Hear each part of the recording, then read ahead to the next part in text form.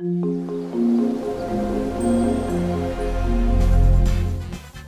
looking at the summary of how our YouTube channel performed in 2022. So first off, we had 1,970 views. That's over 6,678 minutes watched. But what are the top 3 videos? Well, in at number 3 is Nigel Goodchild's Butchery series and his first episode, The Prime. There we have the belly, the loin.